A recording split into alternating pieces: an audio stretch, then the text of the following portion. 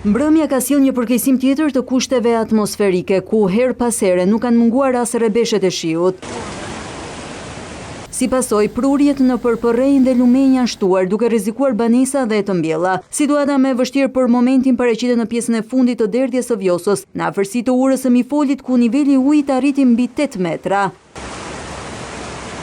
Pavarësisht angazhimit të 10 forcave të emergjencave dhe mjeteve të ushtrisë, prurjet mbeten kërcënuese, prandaj autoritetet evakuan 14 familje, nga të cilat 10 në fshatin Novosel dhe 4 në Ferraz. Jemi në nivelet e alertit, jemi në komunikim me të gjitha institucionet dhe strukturat që kemi prezent, por edhe me banorët, ndaj dhe po e ndjekim drejt për së drejti situatën. Janë rreth 10 banesa nga pjesa e Vlorës dhe 4 banesa nga pjesa e Fierit, cilët janë evakuar dhe që janë sistemuar pranë të afërmeve të tyre. Sipas Ministrisë së Mbrojtjes, edhe Lumi Seman, që ka arritur kuotat maksimale, ka dalë nga shtrati dhe ka përmbytur toka bujqësore në 3 fshatra. Më problematike situata është në fshatin Imsht, por nuk ka rrezik për banesa.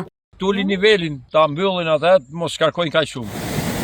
Shirat e rëna gjatë pasditës së kësaj të njëjte rritën prurjet në përrojnë e fshatit Kamenic, i cili ka dalë nga shtrati, duke dëmtuar argjinaturën dhe një urë, por duke rrezikuar edhe përmbytjen e banesave që pozicionohen në të dy anët e përrojit.